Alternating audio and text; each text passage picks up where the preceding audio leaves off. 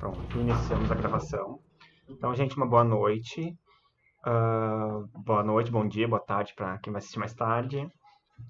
Então, hoje a gente está iniciando, né, uma aula de Brasil, né, a história do Brasil. Começamos, então, né, com a invasão e tal, né, todo aquele processo que a gente vai ver nos próximos slides, que aconteceram a partir de 1500, né? Vocês viram semana passada a colonização da América Espanhola, né? E acho que também um pouco da América do Norte, né? Com a América Britânica e tal. E hoje, então, a gente vai ver então como se deu, né? Esse processo de colonização, né?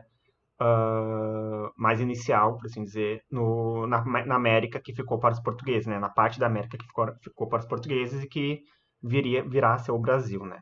Então, a aula de hoje tem esse título, né, de administração colonial nos séculos XVI e XVII, e também a gente vai falar então das invasões estrangeiras, né, invasões estrangeiras no caso, que portugueses também eram estrangeiros, mas invasões de inimigos, por assim dizer, de Portugal, e como, né, se deu a expansão do território nesse primeiro momento. E semana que vem, então, a gente vai continuar essa aula nesse mesmo período, mas vendo mais características da sociedade, da economia, né, nesse Brasil colônia. Fala alguma coisa, Roberta? Não, pode passar que daí eu já começo a falar. Tá. Então agora é contigo. Vou me mutar Tá. aqui. Aqui eu botei uma linha do tempo, tá? Para facilitar o entendimento. Eu acho que essas linhas do tempo, assim, que são bem generalizonas, para estudar, elas são super boas, assim, de tu conseguir ir construindo, sabe? Tipo, olhar para um período e ter mais ou menos noção do que isso está dizendo, né? Aqui a gente tem, então, a linha do tempo só do Brasil, tá? Não tem outras coisas. E aí vai, então, essa linha, até tipo, é uma linha, né, que a gente pode criticar, porque começa com a chegada dos europeus, né, então não tem, assim, o antes, e a gente tem toda uma história que a gente não acaba trabalhando aqui, né, no cursinho, enfim, por não cair realmente nas provas e tal, e porque daí a gente não faria sentido, né. Mas, em tese, vocês teriam que ter isso na escola e tal, que é uma parte da história importante do Brasil, que antes dos portugueses chegarem, né? Não foi os europeus que inventaram o Brasil, já existia. Mas, de qualquer forma, essa linha do tempo, apesar das críticas, tem esse panorama ali. E aí a gente vai trabalhar com esses dois primeiros momentos ali, tá? Que é o momento do período pré-colonial e uma parte do colonial. A aula de Brasil Colônia, que é o que a gente vai ver hoje, né? Ela começa hoje. Aí depois a gente tem a próxima, como o Bruno falou, e ainda tem depois o ciclo do ouro. Então, assim, a colonização brasileira tem muitas fases. Não são tantas assim, tá? Mas tem mais de uma fase. Então, tipo, a gente vai trabalhando aos pouquinhos para ir entendendo, porque cada momento é um momento diferente, que vai ter uma característica diferente, tá? Então, estamos agora no início do que é a história do Brasil, digamos assim. Que com muitas aspas, né? Porque já existia gente antes. Posso passar? Pode passar, Bruno. E para entender esse início, é preciso que a gente retome lá umas questões que vocês viram, eu acho que acredito que algumas semanas atrás, não deve ser muitas, tá? Que é a parte lá do antigo regime, das expansões marítimas e tal. Eu vou passar muito por cima, justamente porque vocês já tiveram essa aula, então não tem por que ficar aqui dando aula de novo, né? Qualquer esquecimento, podem voltar lá na aula e tal, aqui é só para dar uma reforçada.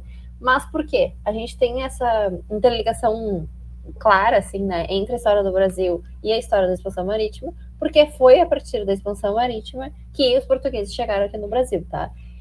A história de Portugal ter sido, assim, uma das pioneiras, né, a começar a botar os barquinhos lá, né, é justamente porque Portugal teve uma centralização precoce da monarquia. A gente está falando aqui de uma Europa, não toda a Europa, né, assim, mas vários lugares que estão centralizando o poder lá no negócio do absolutismo, né, aquela coisa do antigo regime, e aí o rei ele centraliza o poder para si. Nesse caso, Portugal teve isso muito cedo, né, a partir da Revolução de Avis, e isso fez com que eles já tivessem essa vantagem, porque todas essas navegações, elas têm essa aliança, né, com um poder forte. E aí tem também a questão do investimento, né? Eles vão ter essa escola de Sagres, imagino que seja assim, que é uma escola que foi preparada para ser uma escola de navegação. Então eles já têm uma noção de navegação e tal, que o coloca eles na frente também, né? Eles vão começar a procurar outras, de várias rotas também também, né, a partir da questão do bloqueio de comércio com o Oriente. E uma coisa muito importante é que a igreja vai apoiar, né? Então, geralmente, quando se estuda isso, assim, se pensa muito nesse tripé, assim, né, do rei, da nobreza, da igreja e da nobreza e da burguesia mais, né? Que então são três atores que vão influenciar diretamente, né? Porque a igreja, ela tinha a intenção dos fiéis, né, de captar os fiéis, porque eles estavam lá com toda a questão da reforma protestante, a igreja estava sendo questionada, né? Eles estavam nesse processo. E aí a igreja tinha relações com o rei, né? Também o rei, ele tinha o poder validado pela igreja, né? Toda aquela coisa da teoria do direito divino, né? De que o rei era um enviado e tal. E aí a burguesia, ela entra por causa desse negócio da escassez de riquezas e do metalismo, porque começou, né, um processo de busca por riquezas mesmo, né? E o metalismo, que depois eu vou explicar de novo, mas é a questão lá de obter os metais para enriquecer. Então, todo esse triângulozinho, né, de que cada um tem o seu interesse e os interesses conversam muito entre si, tem tudo a ver, e meio que um não existiria sem o outro, né? E também tem a questão ali da baixa nobreza, que são os fidalgos, que eles estavam com uma questão assim de desprestígio, digamos assim, e eles estavam interessados em recuperar o seu reconhecimento. Muitos vão acabar vindo, inclusive, nas expedições, né? Pode passar, Bruno. E aí a gente tem, então, o início da expansão marítima portuguesa, tá? A gente vai ter a primeira conquista, que é Celta. Celta é bem pertinho ali da Europa, mas assim, tipo assim, na pontinha da África. Vai ser a primeira conquista fora do continente europeu, né? Pode ser perto, mas não é na Europa. Depois eles vão conquistar alguns arquipélagos ali no Atlântico, tá? Então ali perto da África, eles vão conseguir passar depois Cabo da Boa Esperança, das Tormentas, né? Que tinha todo o folclore em cima, né? A questão das águas. O Vasco da Gama vai chegar nas Índias já em 1498. A gente vai ter a divisão dos descobrimentos, do descobrimento não, né? Mas do mundo dos tratados de Tordesilhas, vai ser entre Portugal e Espanha. Nisso, Portugal vai ficar com uma parte, né, do mundo e a Espanha com a outra parte, né? Isso tudo justamente porque eram duas nações que estavam ali conseguindo um protagonismo na expansão, e eles vão fazer essa divisão. E aí a gente chega finalmente, né, nesses montes de expedições, etc. A gente vai chegar na expedição do Pedro Álvares Cabral, que vai chegar no Brasil em 1500, obviamente pelo litoral, né? Porque vocês pensam que eles estão saindo da Europa, estão lá com um barquinho, Oceano Atlântico e tal. E aí eles não iam chegar no meio do Brasil, né? Eles chegam justamente na costa, e na costa que é mais próxima a eles, né? Eles não chegam a fazer, tipo, a volta pelo Brasil, não. Eles chegam meio que ali nessa região do Brasil que é um pouquinho mais alta e na costa do Oceano Atlântico. Aí tem um mapa, né, que é um mapa antigo, né, então não é um mapa atual, não é um mapa recente, que vai trazer, os mapas antigamente eles tinham essa característica, né, não eram puramente informativos, assim, no sentido de, tipo, esse aqui é o país tal. Eles tinham essas outras características, assim, de ter esses desenhos, essas figuras e tal, que era uma forma de, também, era uma linguagem cartográfica que eles tinham na época, né, e aí a gente vê, não dá para ampliar muito, né? Mas a gente vê algumas características, e é também a questão de ser mais antigo, né? Então, como eles viam essa distribuição do mundo, e eu acho que depois tem mais um, que tá horrível, mas é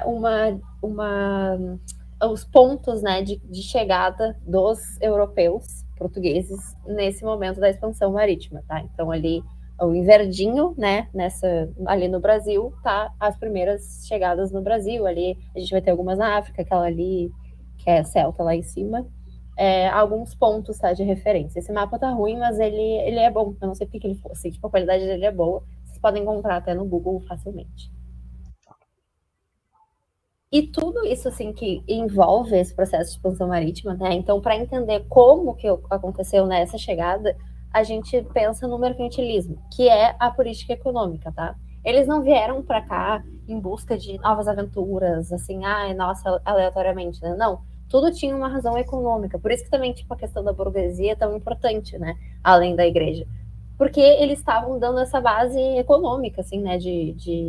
Tinham pessoas interessadas, né? Não era só ali o cara que pensou, bah, quem sabe a gente vai fazer. Não, tinha todo um sistema interessado nessas riquezas que eles achavam que poderiam encontrar.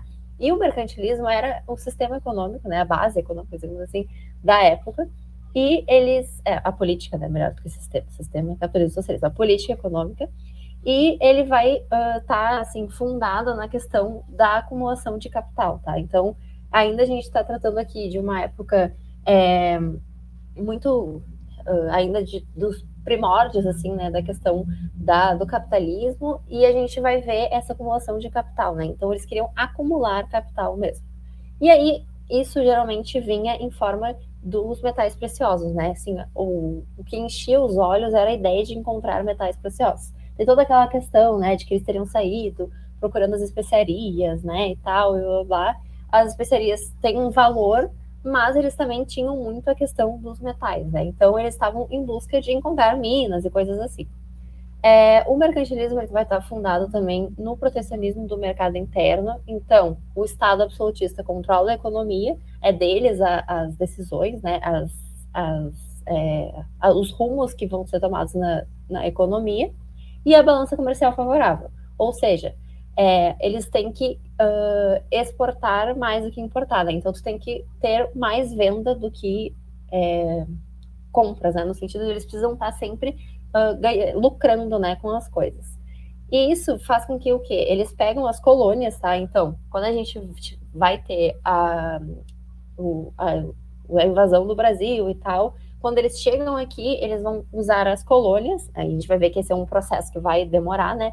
Mas vão usar as colônias a partir de um monopólio. Então, tudo que fosse produzido nas colônias não ia ser assim, pulverizado, a colônia decide o que vai fazer. Não, era centralizado no poder monárquico, mercantilista lá da Europa, tá? Então, a gente tem essa ideia do pacto colonial, que é o quê? A colônia só vai poder comprar da metrópole e tudo que ela produz é da metrópole. Então, a gente tem essa exclusividade que só atende meio que aos interesses dos portugueses, nesse caso, né? Porque, obviamente, eles ditavam todos os rumos, ditavam as regras, e a colônia ficava um pouco sujeita, né, ao que acontecesse por causa dessa política econômica, né? E a ideia do colonialismo é justamente um pouco também da motivação da expansão, né? Eles precisavam de outros territórios para extrair a matéria-prima, da questão do metalismo, também para fortalecer esse mercado. Então, tudo é meio cíclico, né? Tudo gira em torno de precisar de recursos, querer acumular capital e usar as fontes que não são suas. Tem uma outra coisa que não está aí também, mas nessa época eles estavam assim meio que uma crise em relação na Europa, né? Das extrações que eles faziam na própria Europa, né? Eles estavam com uma escassez. Então, eles precisam ir também atrás de outros lugares, né?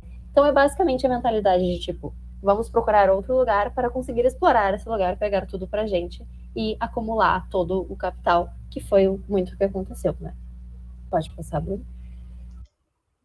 E aí, só tem aí, tipo, um esqueminha, assim, né? Que o pacto colonial é feito entre a metrópole e a colônia. É um pacto, né? Porque pacto meio que presume que as duas pessoas, né? Que as duas partes, elas acordem, mas enfim. Então, a metrópole vai dar as condições para a colônia, né, de manufaturas, equipamentos, e a colônia devolve com os metais preciosos, os gêneros tropicais, então, outros tipos de gêneros que não existiam na Europa, eles poderiam pegar e vender mais caro, né, essas coisas, vender mais caro não, né, no caso eles não compraram nunca, né, eles poderiam simplesmente vender, né, simplesmente se adonar. E aí, essa questão, né, da mão de obra compulsória, que a gente vai ver na próxima aula, a dependência do mercado externo, né, pela colônia, o investimento da metrópole, que é um investimento entre muitas aspas, uma economia que vai ser focada, e é isso. Eu acho que até era só para lembrar, assim, mais ou menos as motivações, para vocês terem um pouco de noção para as próximas aventuras. Isso aí. Alguma dúvida até aqui, gente? Se tiverem, podem ir falando aí no chat, por favor. Então, agora a gente começa então a ver esse primeiro momento, né, após de fato a chegada ou o avistamento, né, que Pedro Álvares Cabral teve lá em 1500, que é o período que a gente chama de período pré-colonial, não só pelo fato, né, porque considerando que 1500 também, tecnicamente, seria um período pré-colonial, mas esse período que a gente vai falar agora é um período de fato que Porto Alegre, Portugal sabia da existência dessas terras aqui na América, mas não tinha tantos interesses, né, até 31 anos depois que ela havia, né, avistado essas terras. Então, né, no primeiro momento, nessa datação de 1500 a 1531, vão vir, né, pequenas expedições que vão, né, tentar reconhecer a costa, vão tentar fazer contatos com os povos originários aqui da América e tal. E vai acabar sendo escolhido, né, que vai ser a primeira a garota dos olhos, né, dos portugueses, vai ser, né, essa matéria-prima que vai ser o pau-brasil, que, né, é uma árvore que hoje em dia ela até é considerada em extinção. No Brasil tem vários, várias questões em volta, né, da extração de pau-brasil e de que está em extinção.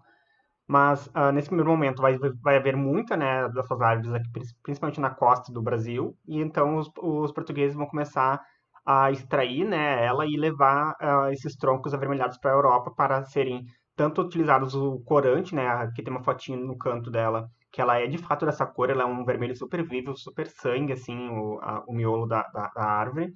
Eles conseguiam, então, fabricar tintas a partir desse corante natural.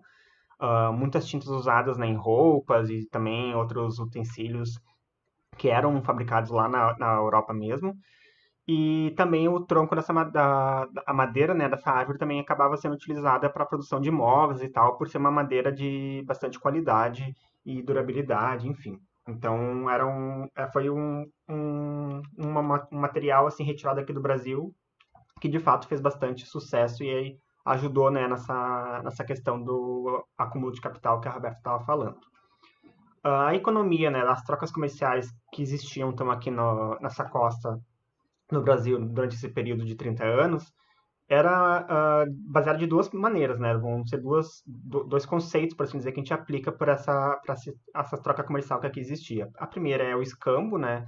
Que é a troca de quinquilharias que os europeus traziam, né, nos seus barcos até aqui a costa do Brasil, e aqui eles trocavam essas quinquilharias, que eram espelhos, eram talheres, eram coisas quase que descartáveis, por assim dizer, para eles, né? Eram coisas comuns do dia a dia, do cotidiano, mas que para os povos originários, né, que aqui nunca tinham visualizado esses artefatos, tinha algum valor, e eles conseguiam então trocar o trabalho pesado, né, quando não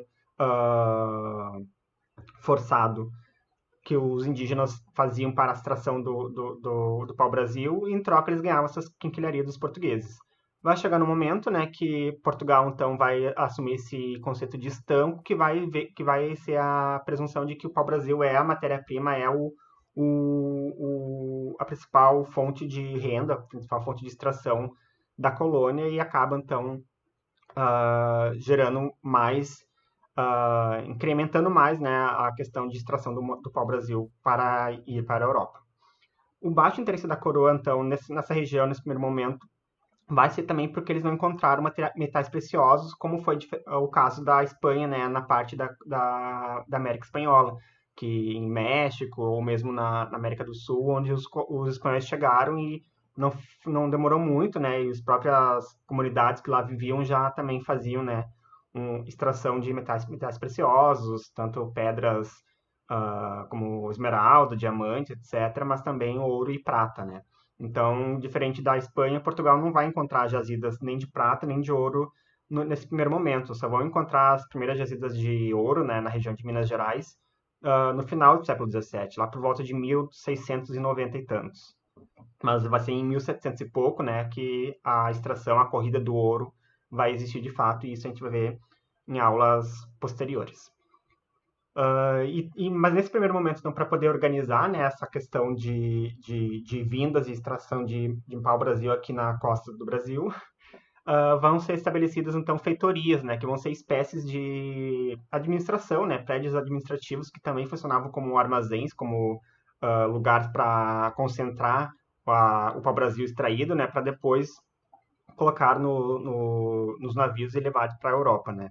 E vai ser nesse primeiro momento, então, as feitorias que vão ser, por assim dizer, a cabeça, né, o polo de administração de Portugal aqui na colônia na América. Durante esse período, né, esse momento, a gente vai ver então uma figura que são os mediadores, que primeiro vão ser alguns náufragos, né, algumas pessoas que de fato, durante essa campanha de navegações que a Europa, não só Portugal e Espanha, mas a Europa em si estava fazendo pelo Oceano Atlântico, algumas pessoas então de fato chegaram pessoas europeias chegaram a de fato pisar, né, em solo americano, em solo brasileiro, etc. E conseguiram, né, criar um vínculo, criar um contato com os povos que aqui já moravam, né? Então aprendiam suas línguas, costumes e tal. Então essas pessoas, né, principalmente de descendência europeia, a princípio, eram chamadas de lançados. Mas também existiam, né, outros tipos de mediadores que eram os indígenas que foram, né, capturados, enfim, raptados pelos europeus, que eram obrigados a conviver entre os europeus, e com isso, né, aprendiam os costumes e as línguas, né, dos europeus, e então recebiam esse nome de filiados. Então, lançados e filiados vão ser essas espécies de mediadores que vão ajudar, né, no primeiro momento, a comunicação, enfim, toda a questão de relações entre os colonizadores portugueses que chegavam, né, e os indígenas que aqui já moravam. Com o tempo, né, com a chegada cada vez mais de colonos aqui na América, vão então começar a ter a miscigenação, né, filhos e filhas de relações sexuais entre essas duas populações, né, tanto os povos originários quanto os europeus. E esses filhos, né, também vão ter um papel significativo na hora de acontecer as mediações, de se fazer a comunicação, né, entre essas partes, tanto de colonos quanto de indígenas. Mas claro, né, gente, a gente não queremos também parecer que a existência desses mediadores aí colocava como se as relações entre os europeus e os indígenas fossem de igualdade, equidade, etc. Na verdade, era só uma ferramenta para o domínio europeu, o domínio português sobre esses povos que aqui estavam, né?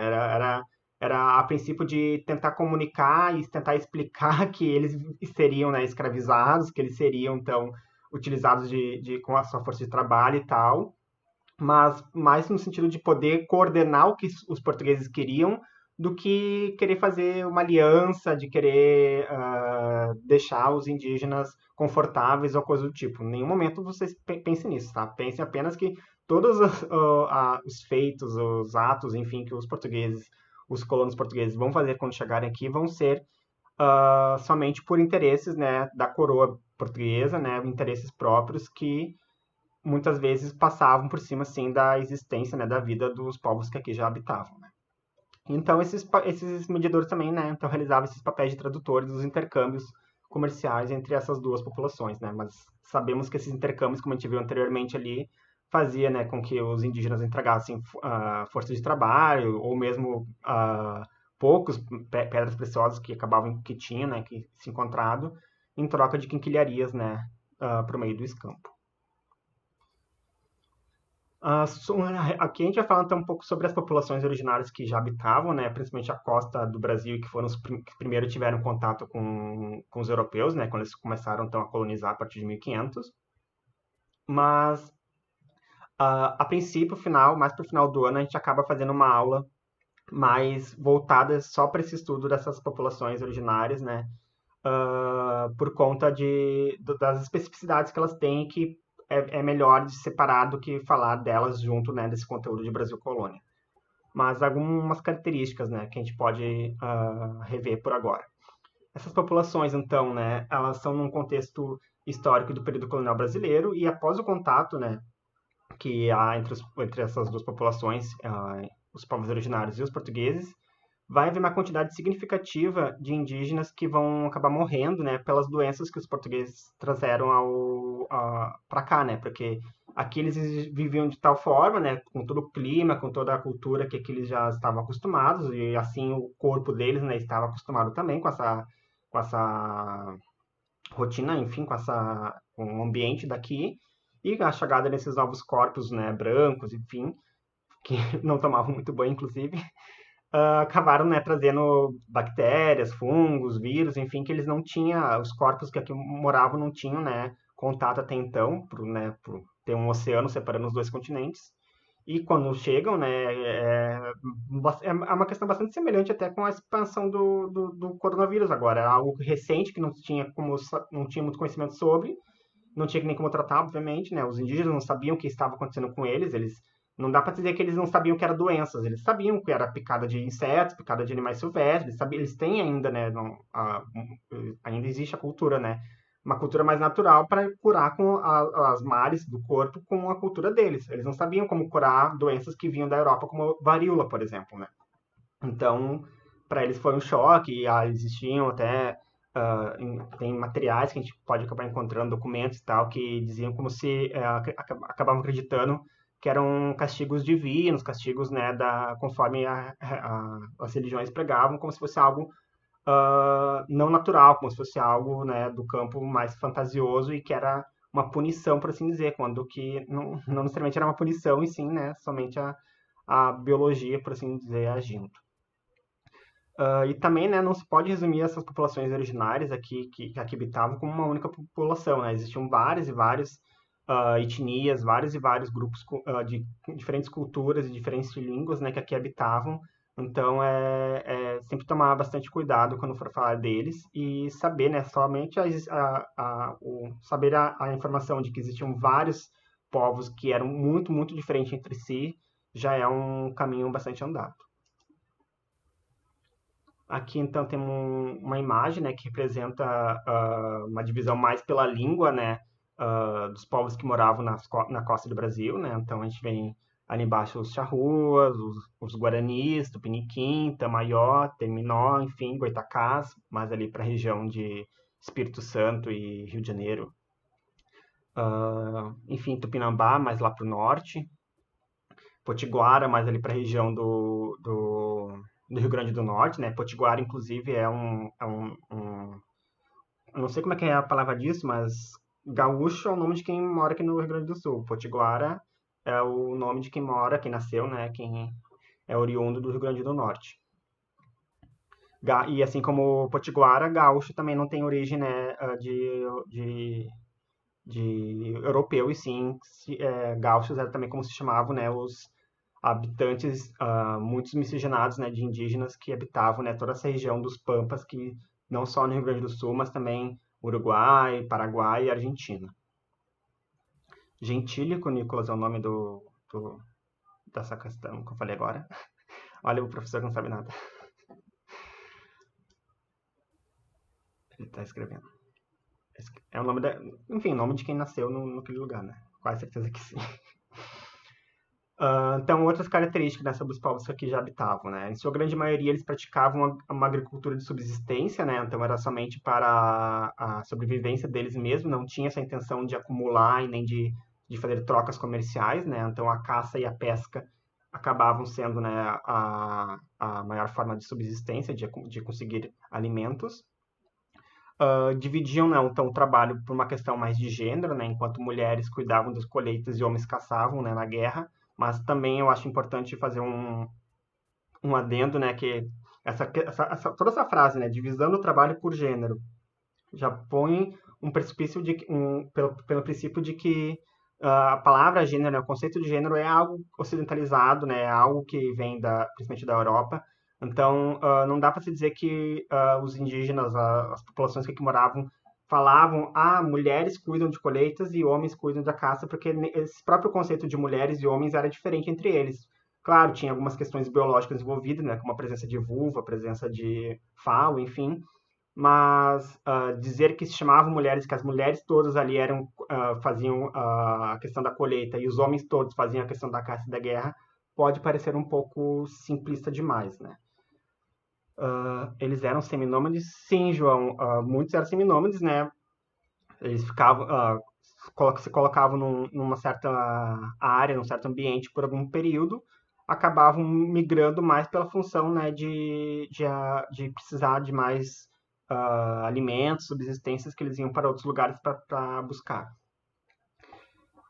Existia, né, então, confrontos entre os povos que aqui moravam, né, confrontos bélicos entre as diversas etnias que aqui moravam, e muito da questão dos motivos dos conflitos entre eles, né, em vez de serem conflitos como é o caso na Europa, né, tanto no período medieval como depois, no quesito de expansão, né, de defender território e tal. Como eles não tinham essa noção de território, a principal característica dos conflitos deles, o motivo dos conflitos, eram, né, os ciclos de vingança, né, as guerras de vingança. Então era tipo, houve um conflito há anos atrás e eles então ficavam depois se organizando para no futuro cobrar aquele conflito que eles perderam no passado, ou vice-versa, entendeu? Então eram sempre conflitos entre eles de que motivavam mais o passado deles, né, a guerra por vingança de entes perdidos e tal, do que por uma questão mais de território, de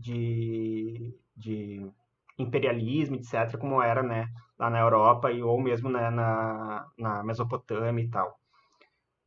E a prática, né, de antropofagia, né, que por muito, muito tempo era bastante difundida na história, né, principalmente na história nacional, de que todas as tribos existiam tribos antropofágicas que comiam carne humana e faziam, né, todo escarcéu sobre isso, quando que não era a prática, né, da antropofagia não era algo super, super comum, né, eles tinham realmente um caráter mais ritualístico, um caráter mais daquele momento né, e somente guerreiros eram devorados, não eram tipo crianças ou, enfim, virgens, etc. Era quase como uma prática de pós-guerra, né, de pós-terminado aquele conflito, pegava-se o seu inimigo, né, principalmente inimigos que eram vistos como grandes inimigos, como pessoas fortes, enfim, grandes guerreiros, né, e eles comiam então essa parte desses inimigos mortos para tentar, né, se acreditava que comendo a carne daquela pessoa ali, eles então absorveriam, né, a sua força, absorveriam, né, as suas virtudes que eles acreditavam, né, que aquele inimigo tinha. Então não era só por comer ou só por para não passar fome, coisa tipo assim, era realmente questões mais rituais que existia nessa prática de antropofagia. E não eram todos, né, eram obviamente alguns dos grupos que já habitavam. Aqui eu não vou ler, tá, gente? Mas tem a transcrição de uma carta lá logo início do século XVI, né? Desse Hans Standen, quando ele escreveu, né? Primeiro ele fez a partir daqui começa. Primeiro ele escreveu, acredito que não sei qual é a língua que ele está falando aqui, e logo em seguida ele fala, né? Como se fosse em português. Então, se tiverem um tempinho depois, vocês podem ler, mas é só mais a título de curiosidade que a gente trouxe isso aqui. Finalizando, então, as características, né, dos povos originários, eles havia né, um intenso contato entre a população indígena e os europeus, que acabaram, então, né, formando alianças através do matrimônio, né, como a gente viu nos slides anteriores, e os frutos desses matrimônios, né, muitos vão ser mediadores e vão, né, ajudar nessa questão do contato e da relação entre esses dois povos. As alianças entre os europeus e as populações originárias demonstravam, né, essa agência que essas populações originárias tinham, porque elas tinham, né, esse processo histórico de colonização e eles viam, né, nas diferenças étnicas, os portugueses viam que essas diferenças étnicas fomentavam ciclos de vinganças históricos. Então, os portugueses, além de se aproveitarem disso, também não percebiam, se faziam de louco, mas os indígenas também aproveitaram a presença dos portugueses aqui como uma ferramenta para atacarem seus inimigos já históricos, né? Então, sempre existe, né, uma linha de ler a história como se somente os europeus se aproveitaram dos indígenas, não se aproveitar, mas somente os europeus tinham, né, intenções com os indígenas, mas os indígenas também tinham intenções ao se aliarem, ao se unirem, de certa forma, entre aspas, com os europeus para né, lutarem contra os seus inimigos que já estavam ali antes dos europeus chegarem. Então, quando eles viram os europeus chegando, eles pensaram, né, eles tinham agenciamento sobre os atos deles, então eles pensaram que os europeus podiam, né, ser aliados contra esses inimigos. E posteriormente, né, a gente vai ver o processo de evangelizações das populações originárias, né, quando os jesuítas chegam aqui no Brasil, que vai haver uma manutenção de diversos elementos religiosos através do processo do sincretismo religioso. Ou seja, muitos dos atos, das práticas que os indígenas, né, faziam, práticas religiosas que os indígenas faziam aqui, vão acabar sendo preservadas ou vão só mudar do contexto, mas vão continuar algumas práticas existindo, né, para poder sobreviver tanto a cultura deles, né, mas também sobreviver dentro dessa lógica, dessa ótica cristã, né, que eles estavam sendo agora colocados. Então, não vai haver um total sumiço, uma total exclusão, né, dessas práticas que já existiam antes dos jesuítas, antes dos europeus chegarem. Confederação de Tamoios, gente. Vai haver, então, uma revolta, né, liderada pela etnia Tupinambá, lá na região, mais ou menos, de onde é o estado do Rio de Janeiro, Espírito Santo e São Paulo, contra os Tupiniquins, né? Então, eram duas etnias, né, dois povos que já habitavam ali, que tinham suas diferenças, seus motivos de brigar entre si, né, historicamente colocados ali, como a gente viu antes, muito provável por questões de vingança. E vai haver um momento que os tupiniquins vão se aliar com os portugueses, né, para se voltarem contra os tupinambás. Oi, pode falar. Não, eu consegui chegar só. Poderia me falar qual é o objetivo da explanação, por favor? Desculpa, travou. Não, eu só consegui. Você poderia só falar qual é o objeto da explanação? Objeto da explanação? Não entendi. Eu queria saber o conteúdo, o objeto de explanação da aula. O conteúdo da aula de hoje? Estava no outro período. Tá. Desculpa. A gente tá vendo o Brasil Colônia, início da primeira fase da Brasil Colônia, volta de 1500, século XVI até o século XVII. A gente está vendo hoje daí umas questões mais administrativas e de período pré-colonial. E semana que vem a gente vê as questões mais econômicas e da sociedade. Acho que é isso. Não sei se é isso que te responde. Perfeitamente. Tá bom. Então, gente, voltando. Os tupinambás, né, no primeiro momento vão, então, se unir com os franceses que estavam, né, já avistando a costa. E os tupiniquins vão se unir com os portugueses, né? Então vai ser tanto um conflito, né, entre as tribos que já moravam aqui, entre os povos que já moravam aqui, desculpa, mas também, né, entre os povos que acabavam chegando aqui, né, invadindo, como no caso portugueses e franceses. Então esse confronto ele vai marcar, né, esse processo de colonização dessa região, né, pelos portugueses, os aliados dos tupiniquins e os franceses, né, huguenotes, aliados dos tupinambás. Franceses huguenotes eram os franceses que eram calvinistas, eram franceses que estavam, né, nessa ótica mais desse início da era moderna, né, de que eram de fé católica, vocês já devem ter visto isso em outras aulas, mas tinham, né, questões de usura, de trabalho, assim, permitidas, né, e tal. Vai acabar estabelecendo, né, na Baía do Guanabara, né, no Rio de Janeiro, a colônia da França Antártica, né? Eles vão chegar em 1555 e vão, então, se inserir naquele local ali, vão construir, né, fortes e tal, e também, né, muito interessados na extração do pau-brasil, né? Porque nesse período de 1550 e tantos, o pau-brasil já estava mais disseminado na Europa. Vai, então, acabar se gerando um conflito, né? Sobretudo as rivalidades que já existiam entre os tupinambás e os tupiniquins, por conta, né, dos ciclos de vingança. E ademais, né, esse interesse mercantil e evangelizador que os portugueses e os franceses tinham, né, sobre a região, vai acabar acontecendo uma série de capturas de indígenas de ambos os lados que vão acabar sendo escravizados pelos portugueses, né. E isso vai acabar meio que sendo um problema para os portugueses quando os jesuítas, né, a Nóbrega e a Anchieta, se mostram, né, contra, né, a escravização dos indígenas, num episódio que vai ficar conhecido como o Armistício de Iperoig. Nesse armistício, né, nesse evento, vai ser selada uma trégua entre os portugueses e os franceses, onde os portugueses vão ser obrigados, né, a libertar todos os indígenas que foram escravizados, né, por conta, né, dessa influência que os jesuítas tinham na gestão.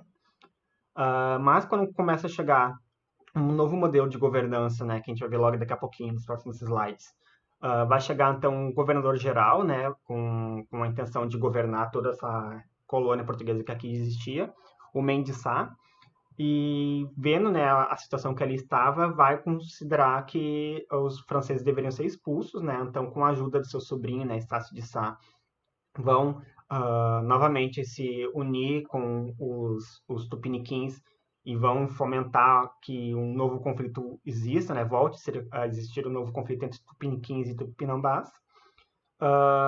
E, né, vão acabar se liderando, vão acabar se juntando também com o cacique, né, dos Tupiniquins, o índio Tibiriçá, indígena Tibiriçá, que vão, né, conseguir derrotar a Confederação dos Tamoios que ali existia naquela região, e logo em seguida também vão conseguir expulsar os franceses, né, da Baía de Guanabara, e em consequência vão acabar escravizando, né, os indígenas Tamoio por conta, né, dessa derrota deles. O Estácio de Sá, né, então sobrinho do governador-geral Mendes Sá, vai fundar na região da Guanabara, né, onde os franceses ali já estavam e foram expulsos, a cidade de São Sebastião do Rio de Janeiro, né, em 1565, e a cidade de São Sebastião do Rio de Janeiro vai futuramente virar a cidade do Rio de Janeiro, né? Então aqui que surge, né, a capital, a futura capital do Brasil ali. São Sebastião, ele recebe esse nome por conta do ex-rei de Portugal que havia sumido e tal. Tem toda uma questão, uma lenda lá urbana em Portugal do rei Sebastião, então ele nomeia com o nome desse rei do Rio de Janeiro. O nome Rio de Janeiro também, gente, a título de curiosidade, é meio que um erro dos portugueses, porque eles consideravam a Baía de Guanabara, né, como um rio. Então, se eles soubessem que fosse um rio, possivelmente, se eles soubessem que não era um rio, possivelmente o nome não seria Rio de Janeiro, e sim Baía de Janeiro, porque houve uma confusão geográfica dos portugueses naquele período. Contigo agora, Roberto. Dúvidas podem perguntar, gente. Tô atento no chat. Aí, é um monte de informação, né? Então, vocês vão processando e vão falando aí também, né? Até porque as nossas aulas ficaram mais curtas, né? Nosso ressentimento. Mais curtas não, né? Mas assim, a gente perdeu um período. Mas enfim. A gente vai entrar agora numa fase um pouco, digamos assim, né? Estamos avançando na história, né? Temporalmente. E a gente vai chegar num momento, então, que a visão que Portugal vai ter no início, né? Do território brasileiro vai se modificar um pouco. Isso é porque a gente vai ter, com o Martim Afonso de Souza, tá? Lá já quase na metade do século XVI, a primeira expedição colonizadora. Então, o que significa isso? A coroa portuguesa, ela tinha, como o Bruno tinha falado, né? Ela não chega, né? Não avista o território, já pensa em fazer, sei lá, já traça um plano e tal. Com a falta dos metais preciosos, né? Com todas as questões que vão ocorrendo, eles não... eu não sei se vocês já aprenderam assim na escola, né? Mas eu lembro de aprender na escola que Portugal não gostou do Brasil, sei lá, não viu utilidade e meio que largou nas mãos, assim, né? Tá, teve a questão do pau-brasil, mas não investiu propriamente, né? Que nem outros territórios, né? Foram investidos, foram realmente, assim, valorizados, digamos assim, né? Só que a coroa portuguesa, ela começa a perder concessões no Oriente, né? Que era outra forma que eles tinham, outro território que eles tinham, né? Além mar, né? E isso faz com que eles perdessem, então, acúmulo de riqueza, tá? Basicamente isso, eles precisavam meio que suprir, né, repor ali o que eles tinham perdido, e aí eles começam a se interessar pelo território brasileiro, que era um território que existia ali, né, que eles já tinham reconhecido e tal, né, já tinham alguma coisa ali, mas eles queriam agora, então, começar a pensar numa colonização. E aí a gente vai ter o Martim Afonso de Souza, que ele vai fazer, então, a liderança, né, dessa expedição. Ele vai ter um prestígio a nível de depois ser o vice-rei das Índias, né, um tempo depois. Isso vai fazer com que ele é uma pessoa reconhecida e ele vai ter uma influência, né, nos rumos da colonização brasileira. Quando vai essa expedição? Mas claro, né, uma expedição não é feita de uma pessoa só, né? Então ele vai com a expedição, né? E aí vai levar pessoas, sementes, animais, né? Então tudo para tentar criar um ambiente, né, de colonização um pouco diferente do que era até então, né? Que era uma coisa mais assim, assim, eles estavam lidando com as questões, né? Com as questões territoriais, mas não tinha propriamente um plano tão bem como a gente vai ver a partir de agora, né? Agora a gente vai ver que tem uma divisão do território, tem uma maneira de pensar de administração, né? Não é assim uma coisa tão improvisada, entre muitas aspas, né? Uma coisa tão assim no sentimento, porque eles começam a se interessar um pouco mais, né? E a ideia era justamente, então, conseguir novas riquezas, tá? Era entrar no território com o pensamento de conseguir novas riquezas, né? De procurar alguns metais, de combater os estrangeiros, né? Outras nações vendo, né, a situação, começam a se interessar, né, possivelmente pelo Brasil, né, pelo território, e aí eles tentam fazer também essa contraofensiva, sem precisar ser uma ofensiva necessariamente, né, mas ser só tipo uma apropriação, e também povoar as terras, né, essa imensidão de terras, que eles ainda nem tinham noção, né, não tinha tido ainda a interiorização, né, isso aí vai demorar um pouco para acontecer, mas as terras, né, fazerem essa tentativa de povoar, né, de conseguir criar uma colônia mais estabelecida. Para isso, eles fazem a doação de sesmarias, tá? Então, é como se eles pegassem o território e eles dividissem em alguns pequenos lotezinhos de terra e distribuíssem.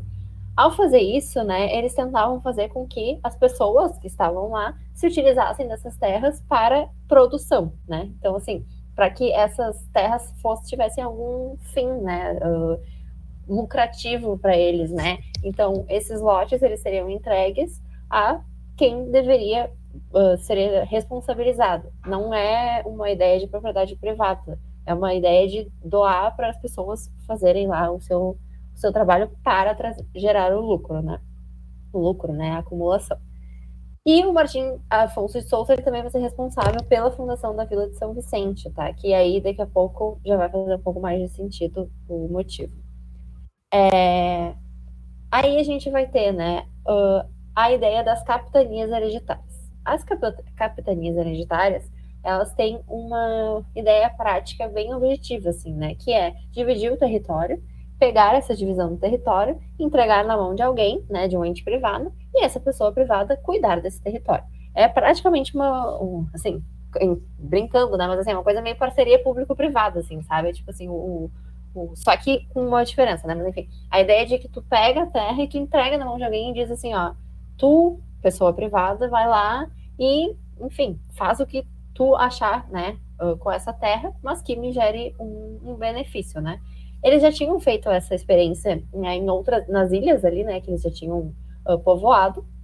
Então a ideia era justamente essa divisão poder ter uma atenção particular para cada pedaço, né, para conseguir ir colonizando pouco a pouco, né.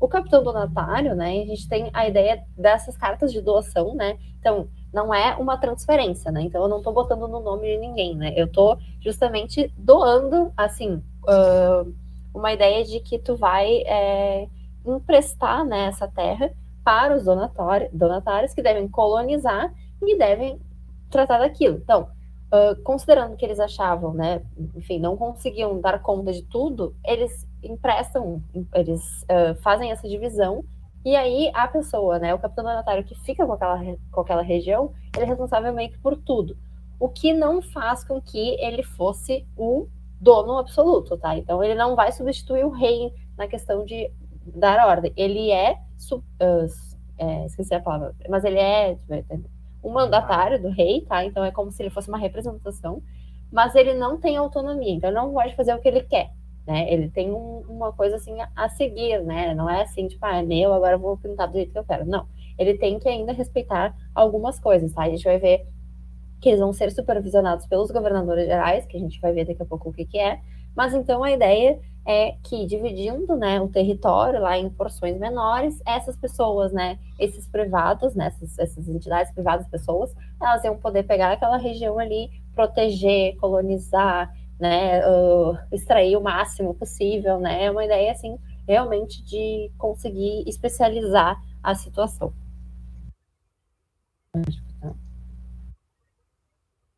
E aí foram criadas 17 capitanias hereditárias, tá? Realmente, eles, daqui a pouco já vai aparecer o mapa, assim, que eles dividiram, assim, em várias porçõezinhas, só que deu tudo errado, basicamente, tá? Todo mundo faliu, tá? Não deu certo, porque a gente vai ter que ter pensem, né? Dividido, né? A pessoa que ficou responsável, ela precisa ter um interesse, né? E precisa ver um motivo, né? Assim, muitos dos capitães donatários, eles nem ficavam aqui, entendeu? Eles pegavam lá a porção deles e se mandavam. Eles não ficavam em bloco cuidando, etc. Né? Eles voltavam para Portugal, muitos voltaram. Então isso faz com que meio que dê um descaso, sabe? É aquela parceria público-privada que o privado disse que ia fazer acontecer e ele foi lá e não fez nada, sabe? Deixou o negócio deteriorar. Então isso Em faz... Porto Alegre é assim, né? Tem vários exemplos, né? Claro, né, que nesse caso do público-privado existe licitação, etc, né, eu tô realmente, tipo, extrapolando, assim, mas é para pensar, assim, que é isso, sabe, é uma terra, é uma possessão do público, né, e nesse caso o público aqui, né, não é nem exatamente o público, porque as pessoas que já não eram nem para estar aqui, né, mas enfim. E aí, não tem o interesse, não tem a prática, eles estavam pensando numa experiência totalmente diferente, né? Aqui eles não tinham muita noção, a gente tinha uma resistência indígena forte, então eles tinham que lidar com tudo isso, e acabou que deu errado. Só que 2 capitanias são exemplo, tá? Que é a capitania de São Vicente, né? Que é agora, tipo, como se fosse a região ali de São Paulo, que é justamente do Martim Afonso de Souza, ele vai ser um dos responsáveis. E aí a gente vai ter um desenvolvimento um pouco maior, assim como em Pernambuco com o Duarte Coelho, que vai começar, né, que vai ter muito a questão do plantio da cana-de-açúcar, que a gente vai ver na próxima aula a importância que vai ter nessa época, né, no Brasil. Então, essas são as capitanias que a gente pode falar como que deram certo. Mas essas são todas as capitanias, né, que foram divididas, né. Importante dizer que, apesar de a gente ter, né, o mapa, né, dá para ver que está mais ou menos na metade do Brasil, digamos, né? Não, né, meio que na costa, só que eles nem conheciam tanto assim, tá? Essa divisão é uma divisão meio que gráfica, né? Mas na realidade mesmo, esse processo de interiorização do Brasil, ele vai demorar um tempão para acontecer. Então, no início, eles nem chegavam a ir tanto para dentro do território, tá? E também não dá para pensar, né? É que nem aquelas linhas de coordenada geográfica. A gente não pode pensar que aquilo ali realmente é tipo uma coisa exata, né? Claro que a linha da coordenada ainda é mais inventiva ainda, né? Mas no sentido de tipo assim, as divisões elas não são tão evidentes, né? Não era assim, é aqui e tal, né? Tinha uma ideia, né? Tinha uma divisão prévia, mas que na prática essas coisas elas são mais fluidas, né? Elas são menos específicas, né? Botar no mapa é muito mais fácil, né? Tu bota lá, faz com um quadradinho lá, com a régua, e já era, né? Na vida real não é bem assim. Ele só queria dizer que só tá mais pro interior por conta do Tratado de Tordesilhas. Eles estão ali naquele momento considerando, né, o Tratado de Tordesilhas, apesar de não ter chegado nem perto ali do interior, né? Ficaram muito, muito só na costa. Igual ficou na África, né, gente? Os primeiros anos de colonização, né, até século XVIII, mais ou menos, é tudo só na costa africana, também é um pouco aqui só na costa brasileira.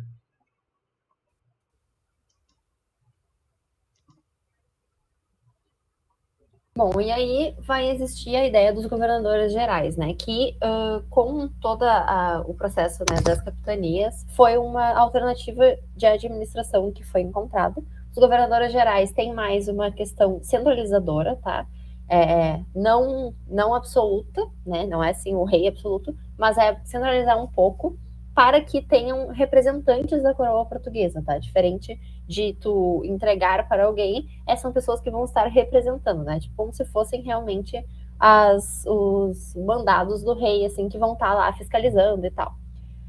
Mas a ideia, de novo, é a ideia de defesa do território, né? De manter o território, de conseguir proteger o território, de povoar o território, né? Mesmos princípios, tá? No sentido de fazer a colonização acontecer com o povoamento, né? Aí com a formação de vilas, né? A defesa, garantir o monopólio, que não deixa de ser uma tentativa de defesa do território, né? Então, tudo para conseguir proteger o processo de colonização, né?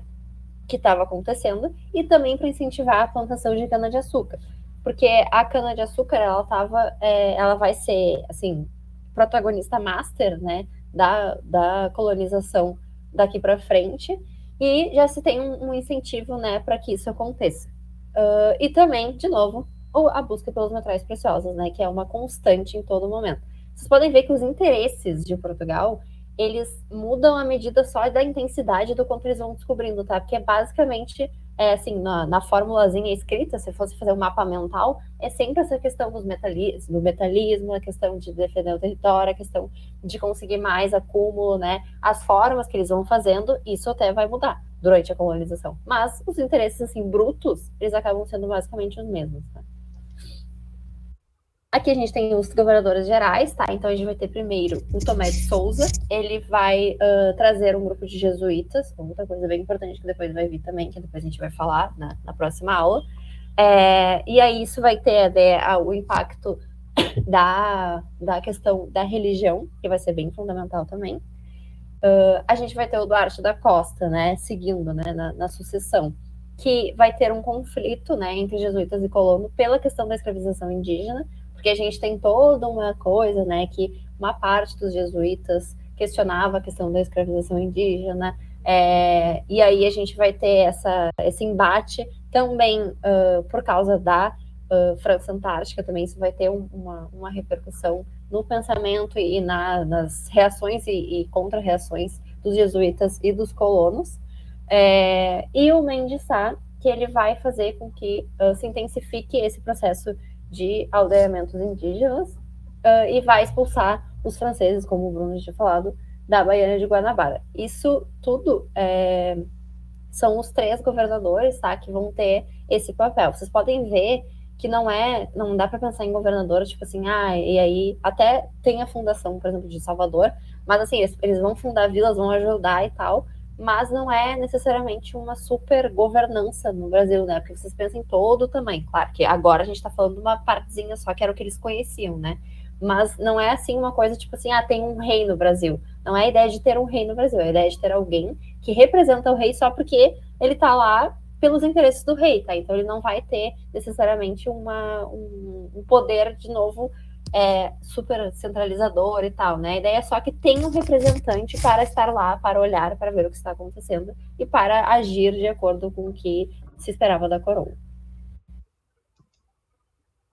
E aí tem o poder local, né? Porque muita coisa precisa dividir. Esse poder local ele vai estar nas câmaras, tá? Mais ou menos o mesmo nome das câmaras municipais, né? Tipo, de vereadores e tal. Porque é essa ideia das cidades, das vilas, né? Terem um representante também. Os homens, né, bons, que vão ser as pessoas que vão tocar esse poder local, eles vão ser escolhidos por eleição, né? Então tem essa ideia de eleição e tal. Só que, claro, né, não é assim a qualquer um se candidata. A gente vai ter um processo muito longo, né, para essa questão de inserção das pessoas na política, e nesse caso completamente não vai ser diferente, né, porque a gente não vai ter a possibilidade de indígenas, né, entrando nesse processo e virando, né, de jeito nenhum, tá? O que acontece agora é que os homens bons, e o nome é bem né, representativo, né, homens bons, né, essa ideia de que são homens que são, né, bacanas, eles vão ter já uma posição, né, então eles vão ser grandes proprietários e não tem ligação com o trabalho manual. Então, vai ter uma característica muito específica que vai ser esses homens bons, que vão ser esses como se fosse assim, um pedacinho do governador geral, né? Como se fosse assim, um sub-governador geral, não bem sub, né? Mas um representante do governador geral em nível local da cidade. E aí, por fim, né, a gente vai ter algumas características, né, gerais, digamos assim, que é o baixo nível moral da administração. Então, a gente não vai ter o interesse na coisa pública, sabe? Não existe nesse momento, tá? Não é muito a ideia de que a gente vai ter um governo que vai estar fazendo pelo bem do território brasileiro e tal. Não. É, de novo, tudo meio que baseado na ideia de todas as características que a gente já trouxe sobre os interesses dos portugueses, né, da coroa e tal. Então, os interesses vão pautar a administração, fazendo com que a administração não seja uma administração que seja transparente, que seja uma administração que realmente pense no público, tá? Então, os cargos públicos, por exemplo, vão ser apadrinhados, né? Então, vão ser os amigos do rei que vão estar dentro da administração, tá? exclusão sempre e muito de indígenas, tá? O que vai ser tocado, todo esse território brasileiro nessa época vai ser tocado por portugueses. Não tinham interesse em ouvir, não tinham interesse em sequer entender o que era dito ou o que era expressado. Eles queriam manter seus interesses. Para manter seus interesses, é melhor deixar os indígenas longe e deixar os amigos, né, do rei, os representantes que ele escolhia, por perto e fazendo essas decisões dos cargos públicos, né?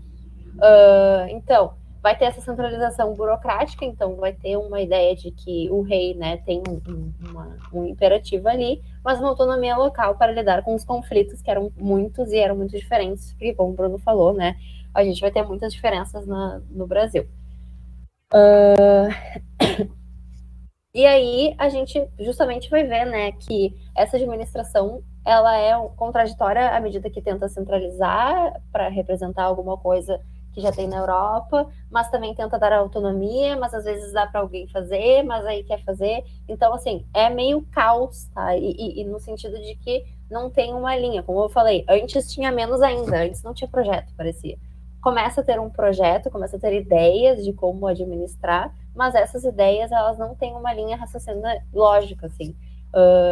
Então é complicado, tá? É um processo complicado. E aí agora deixa o Bruno falar aqui para acabar aqui as invasões são bastante coisa.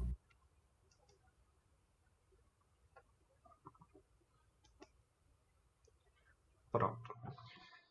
Então, gente, durante, né, todo esse período que a gente está falando aí, já quase final dos anos 1500 e tanto, vai acontecer uma coisa lá na Europa, né, principalmente em Portugal e Espanha, né.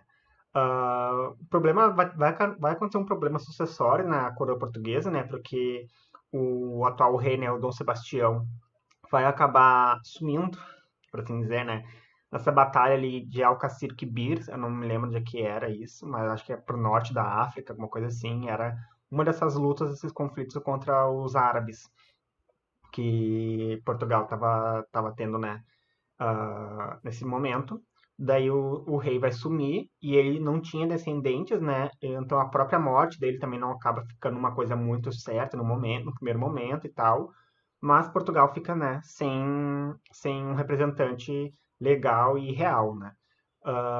Quem se aproveita então desse momento, né, de instabilidade na coroa portuguesa vai ser o rei da Espanha, né, o Filipe II, que vai conseguir, né, fazer uns trâmites de casamento e tal, e vai conseguir se tornar, então, vai tomar para si o trono de Portugal, mas também com a ajuda, né, de uma classe, tanto uma classe aristocrática mais baixa, mas também uma classe burguesa em ascensão na Europa, né, na Europa não, em Portugal, que vão apoiar, né, essa, quase não, né, mas essa invasão, por assim dizer, nessa tomada do trono português pelo trono espanhol. E assim, então, vai iniciar o que a gente chama de dinastia filipina, né? Que tinha, né, a descendência dos Habsburgo, né? Dessa família Habsburgo. Uma família que teve vários problemas e territórios na Europa nesse momento. Teoricamente, né, então, esses limites que existiam lá no Tratado de Tordesilhas, que dividiam, então, a América, né, entre parte portuguesa e parte espanhola, vão acabar deixando de existir, porque agora, né, tudo fazia parte de uma mesma coroa, né, de um mesmo reino, que no caso era esse Filipe II. E a partir disso, né, vai acontecendo então, uma leve, por assim dizer, interiorização do Brasil, né? Então, vão começar a se olhar um pouco mais para o interior da colônia portuguesa, agora também colônia espanhola, e vai então acontecer esse processo de descoberta, de enviada de expedições e tal, que vão ser os bandeirantes que vão guiar isso, né? Mas o objetivo principal, né, além de descobrir o território e saber o que existia ali, era capturar e escravizar as populações originárias e também a busca de metais preciosos, né? Tem uma aula mais para frente, a gente vai ver, vai ser uma aula só sobre os bandeirantes jesuítas, né? É a aula até, acho que, de pré-ciclo do ouro. Então, vocês vão ver o quanto foram importantes, né, essas expedições dos bandeirantes. Importantes não, quanto foram significativas essas expedições dos bandeirantes para a busca do ouro, né? Na verdade, foram eles que acharam. Mas a gente vai ver isso melhor nessa aula que a gente vai ter no futuro, talvez em julho.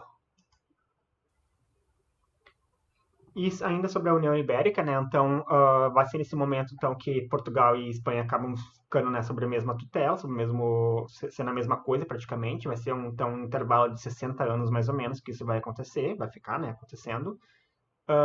E logo que Portugal se junta à Espanha, né, os inimigos da coroa espanhola também então viram inimigos da coroa portuguesa, né? Então, vai haver mais intensidade ainda de invasões, né, no território brasileiro, feitos, né, pela França, pelos Países Baixos, né, a Holanda e também pela Inglaterra.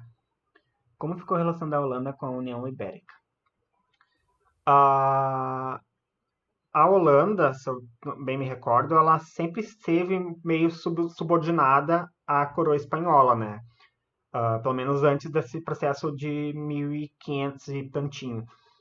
Como a Holanda consegue, né, nesse momento de invasões, consegue não só aqui no Brasil, mas também no Caribe, consegue assumir, né, a produção de açúcar e consegue crescer com isso, ela consegue ter mais autonomia e vai chegar no momento que ela vai conseguir se desprender, por assim dizer, das amarras da coroa espanhola. Isso vai ser até antes de Portugal voltar a ser independente.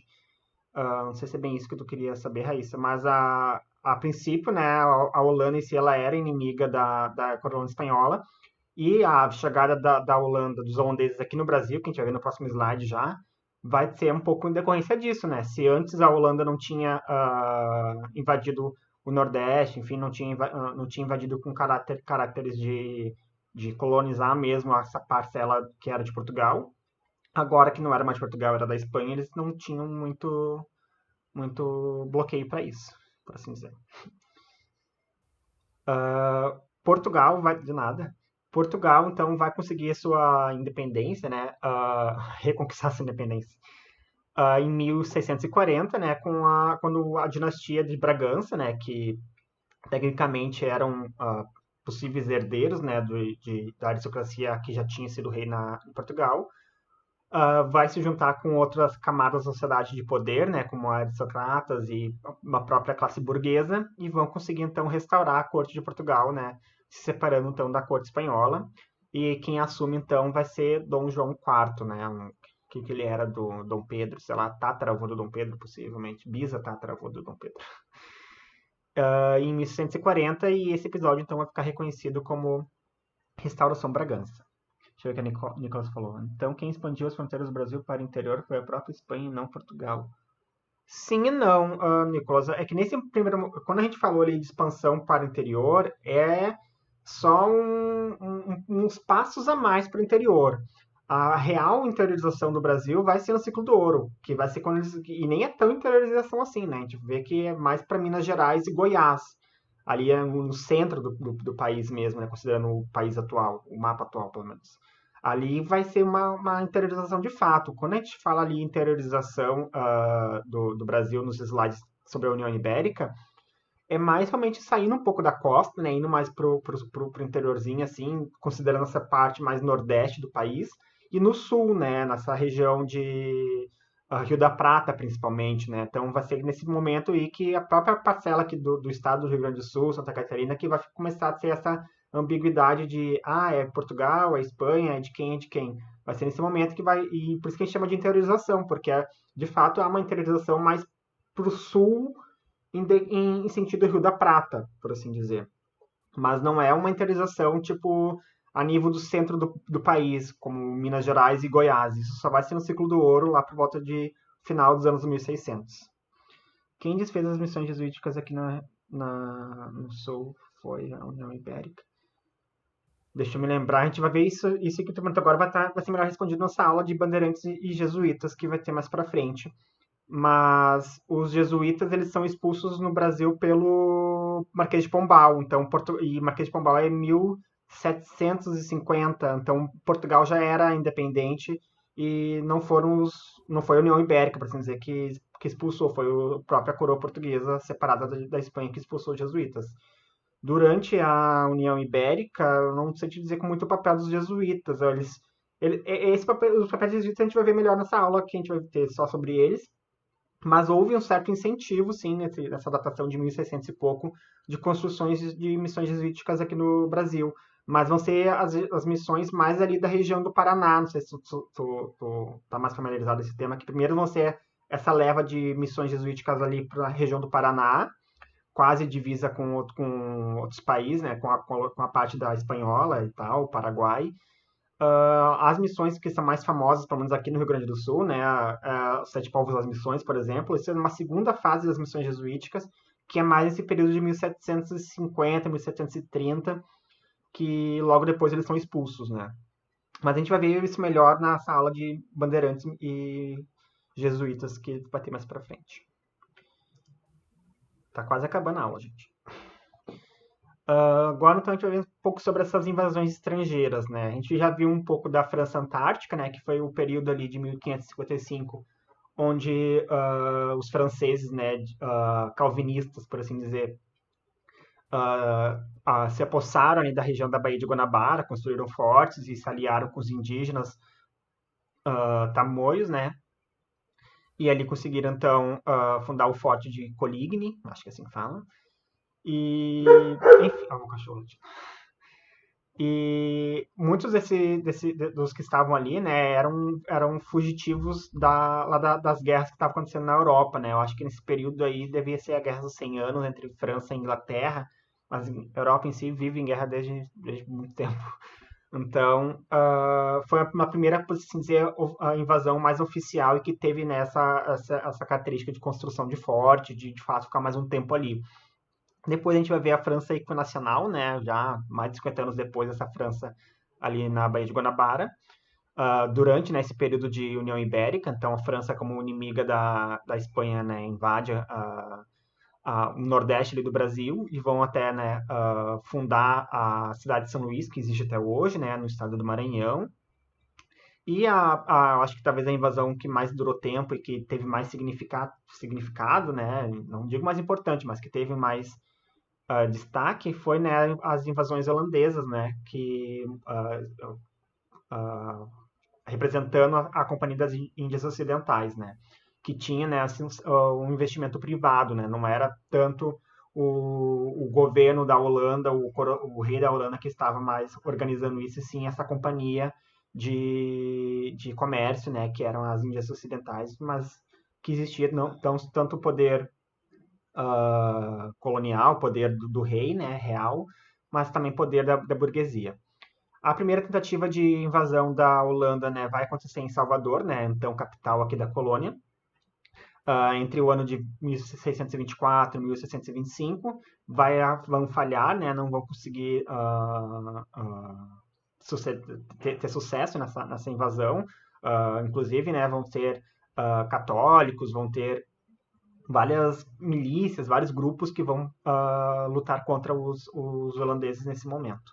Mas em 1630, os holandeses vão tentar novamente, vou até mudar de slide, vão tentar novamente, aqui em cima já até dei spoiler, primeiro slidezinho ali está dizendo que eles não conseguiram, né, invadir Salvador, porque enfrentaram a resistência que a Igreja Católica e os colonos portugueses e espanhóis fizeram. Mas na segunda tentativa de invasão, né, os holandeses vão estar mais preparados e vão conseguir, então, dominar a região de Pernambuco, ali de Recife e Olinda. No primeiro momento, né, os senhores de engenho portugueses que ali moravam vão fugir mais para o interior daí, né, vão sair um pouco da costa ali da praia e vão mais para o interior. E o que eles tinham de propriedades ali na costa, engenhos e tal, vão por fogo, né, muitas vezes, acabaram botando fogo e fugiram, tipo, não deixando nada para os holandeses que estavam ali chegando. Os escravizados africanos, né, principalmente, fugiram para o Quilombo dos Palmares, que ficava em Alagoas, mas também a gente tem relatos, né, que no Quilombo também acabavam também recebendo indígenas e tal, fugitivos indígenas, mas enfim, pessoas que tinham sido escravizadas pelos portugueses e europeus. E os holandeses, num segundo momento, né, ali logo depois da invasão, vão conseguir fazer aliança com grupos originários ali locais, onde vai ter, né, como uma figura de destaque o comerciante mestiço Calabar. O Calabar ele devia estar com C maiúsculo. O Calabar era o nome do mestiço, que ele até ele foi uma importante figura na região ali, de que ele era filho de indígena com um europeu, e tinha, né, conseguia ter uma boa relação com ambas as partes e conseguia, principalmente entre os portugueses e europeus, conseguir fazer uma fama de um grande comerciante e tal. Mas eu até estava lendo, estudando hoje de tarde para essa aula, tem uma certa corrente, por assim dizer, da historiografia brasileira que até um tempo atrás considerava a figura do Calabar como um inimigo da pátria, um inimigo do Brasil, etc., porque ele se associou, né, aos holandeses. Mas chamar, por exemplo, o Calabar de inimigo da pátria, etc., é só um ponto de vista, né, gente? Porque ele estava aqui, os portugueses eram tão invasores quanto os holandeses, então é tipo ficar apontando um inimigo do inimigo do inimigo, sendo que todos eram inimigos dos que aqui já moravam, né? Então era só uma forma de talvez manchar essa imagem dessa pessoa por conta de uma história que não tem nenhum mocinho, por assim dizer. Não um mocinho europeu, pelo menos. Terminando já, gente, só mais um minutinho. Esse aqui é o penúltimo slide. Com os holandeses se fixando, né, ali na região de Olinda, Salvador e Recife, vai ser enviado ao Brasil o Maurício de Nassau, né, era uma figura bem conhecida, político lá e tal, na Holanda. Ele vem mais para administrar, de fato, essa colônia que aqui estava se abrigando, né. Ele vai governar, então, entre 637 a 644. Vai, então, conseguir fazer vários acordos de devolução dos privilégios e de terras que os antigos senhores de engenhos tinham, né, dos portugueses. Ele vai modernizar, né, a cidade de Recife, vai, então, urbanizar, trazendo modernidades como ampliações das ruas, drenagem de rios, pântanos e tal, para poder, né, formar vilas e tal. Vão construir bibliotecas, observatórios astronômicos, que vai, né, acabar resultando num certo incentivo de fazer ciência aqui no Brasil. Uma outra característica também vai ser a liberdade religiosa, né, que o Maurício de Nassau vai conceder aos católicos que já moravam lá, né, lembrando que o Maurício de Nassau era calvinista, a Holanda estava sobre a religião calvinista, protestante, e vai também conceder empréstimos, né, a esses senhores de engenho para eles reconstruírem, né, suas propriedades. E isso então vai gerar ao Nassau mais respeito ainda, né, que os senhores já estavam começando a ter desde que tinham seus privilégios recuperados e tal. Mas aqui tem uma foto de uma ponte lá, antiguíssima em Recife, que foi inaugurada pelo Maurício de Nassau. Mas, né, durante aquele período ali que a gente estava vendo, de Holanda, né, em Recife, vai acabar acontecendo a restauração de Bragança, né, o fim da União Ibérica. Logo daí vai ser restabelecido então uma trégua de 10 anos, um acordo, né, assinado entre portugueses e holandeses para decidir o que aconteceria naquela região de Recife e de Olinda. A Holanda não vai respeitar, né, esse acordo e vai então invadir lugares próximos, né, de Recife e de Olinda, como Maranhão e Sergipe, né, tanto mais para o norte quanto mais para o sul. Além de colônias africanas também, né, como São Tomé, São Paulo, de Luanda e Guiné.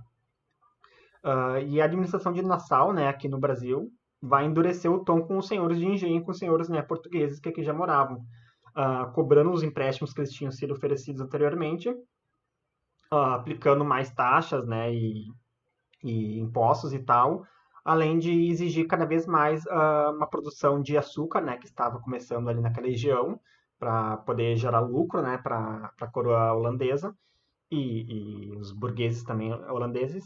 E ainda vai acabar limitando, né? Acho que esse talvez é um dos principais pontos que ele não erra, mas que é forte, né? Que é a questão de limitar os cultos católicos, né? Dos senhores de engenho que eles já moravam.